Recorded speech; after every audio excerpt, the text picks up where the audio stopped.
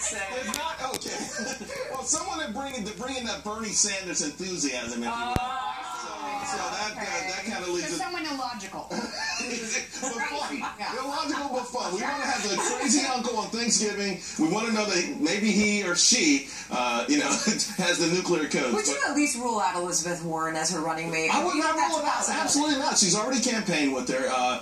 Elizabeth Warren has been the most effective attack dog on Donald Trump on either side of the aisle so far this election season. She's fearless. She wholeheartedly believes in what she believes in, despite the fact that it goes against all economic norms and everything else. But, you wonder about that combination. Yeah, maybe we knew her fearlessness and we showed up. Which part of it? The fact that she's harshly against Wall Street and big banks, and Hillary Clinton gets a lot of campaign funding from them? Well, that's something they have to reconcile, and I guess they did since she endorsed her. But more importantly, she's an anti-business in general. She made it clear last week. She said, don't limit my anti-businessness just to Wall Street, and I do worry about that, and we need a jump start in our economy. Yeah, I was going to say Elizabeth Warren also, kind of brandishing her fearlessness when she showed up wearing the same color pantsuit as Hillary Clinton. I thought it only came in one color, but that's as far as the Donald Trump shortlist, Corey Lewandowski says it's actually narrowed to 4. It's no more than 4 on the short list. And he was saying that the person that he picks is going to be ready and able to serve, because he says that's what's on the short list. And there's no on-the-job training that would be necessary, indicating it was somebody who's serving. So sorry, Ben Carson and Carly Fiorina, you are not going to be the next vice president of the United States. Why do you say that? Because if Corey Lewandowski, who has been the campaign manager for the Trump campaign, is echoing what Donald Trump himself has said, which is whoever my vice president is going to be, they will have political experience to make up for what Donald Trump lacks, then it's not going to be Carly Fiorina and Ben Carson. So we have seen Donald Trump in the past few weeks do some things. He's talked foreign policy, economics. He's kind of has a crispness to his message that's less about the personal attacks and more about exactly what he thinks he wants to do in those topics and others. Yeah. So going forward, what is his real area that he needs shoring up? Because he's already showing he's got the people on his team now that can help him in some of those areas he'd previously been criticized for. I think that people are too sophisticated. It's too insulting that if you pick someone of color or a woman, that immediately women and people of color then vote for that candidate. I think except for the fact that it has worked. I mean, when you look at President Obama and how many people of color voted for him, I mean... I think that's a little different. That's not putting your vice president on. Like, saying that there's so many people that say he needs to pick a Hispanic or someone to be his vice president, and then that'll erase any offensive things he made in the past, that sort of thing.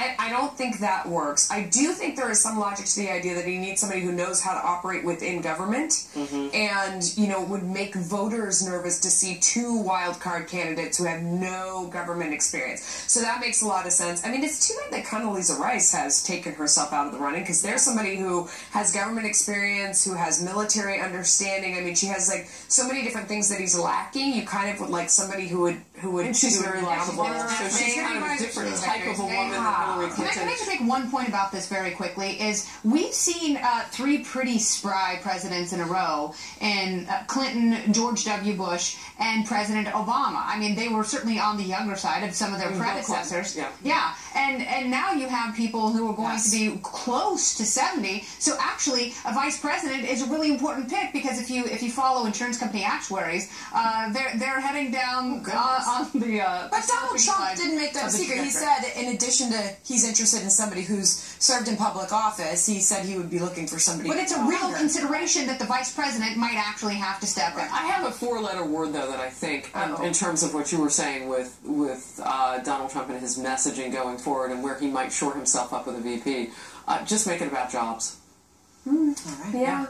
Yeah. Is that a couple people on the couch won't disagree with that. All right. He may not be Bernie Sanders, but when it comes to winning over young people, it looks like Donald Trump isn't doing so bad after all. The presumptive Republican nominee winning more support so far from younger voters than the last 2 GOP presidential candidates. That's according to a new analysis out of Tufts University.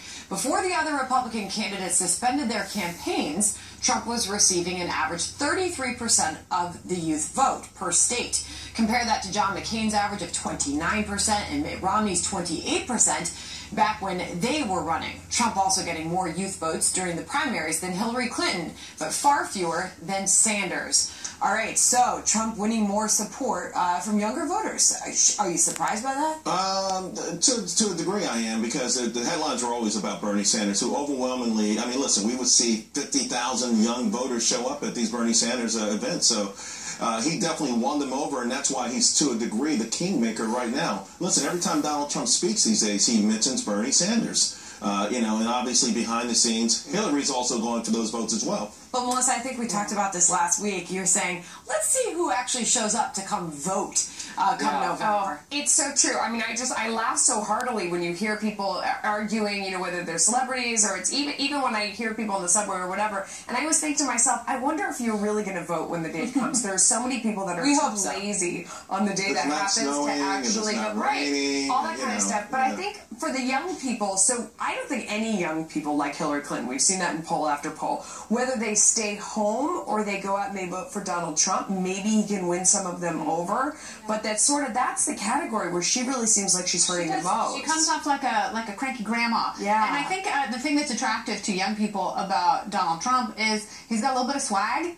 And he's also anti-authoritarian, and those are very similar, like especially the anti-authoritarian, anti-establishment thing that Bernie Sanders had going on, stoking that passion. I think Donald Trump has that as well. And although it may be in vogue, it may be popular to poo-poo the presumptive Republican presidential nominee, I think there are a lot of young people with whom his message and his delivery, more importantly, resonates. We know that his daughter was an integral part of the letting go of Corey Lewandowski, Ivanka Trump. How much of his family do you think is playing a part with attracting the youth vote? He's got this beautiful, successful family. He brings them out on almost every stage. I think you just said the words yourself. They don't even have to try. Yeah. I think the optics of coming out on stage. Remember when he did that sit-down town hall? Yeah. And there were, and I said Ivanka's name because he has two daughters. They were both on stage, the younger one too. Tiffany. And you had and so you had the whole family. I mean, and their children off stage, coming on and scampering on. I mean, I think the optics are enough to say that this is a man who is well-rounded. Isn't that what we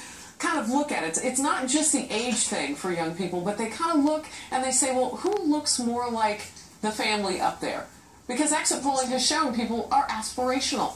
I mean, they are. That's part of why they go. And it helps that he had that early name recognition from The Apprentice, his reality television show. Yeah, and I think Kennedy hit on it. My son out the gate said he liked Trump because of the swagger. Kids like that. They really do. And a lot of kids in this country also aspire to be billionaires, themselves. And it's a natural fit. And finally, it's a politician saying it's okay to want to be rich. Right. It's okay that I'm rich. From that. Yeah, Mitt ran from that. But also, to Harris's point, I mean, it's like a portrait of Camelot. If you take his family and just the way that looks, well, it's very Kennedy-esque. I mean, you've got with generations. the exception of the fact that what he talks about is every person can do what he did in terms of finances and moving forward, and he's created jobs, so on and so forth. Not to put the Kennedys aside, but that was not really their. I mean, they were like national royalty at one point. I mean, that's how they were looked. Right, and it was inherited wealth versus wealth that was created. Which he was given a little bit too. Yeah, but not like the Kennedys. And also, I mean, when you look at the kids, a lot of people judge you by your kids and your relationship with your kids. And if you have kids that turned out well, if they still like you, that really says a lot about you. But the optics that Kennedy points to, if there are people who kind of yearn for that. Interesting. All right, well, tomorrow President Obama will join Hillary Clinton on the campaign trail for the first time. This as there's growing concern that the former Secretary of State is still struggling to generate excitement. Can the president help her charm voters? And more than a year after an illegal immigrant killed a woman on a San Francisco pier, a new report finds the Obama administration misrepresented the number of crimes committed by illegals. Is our safety being compromised to give them sanctuary?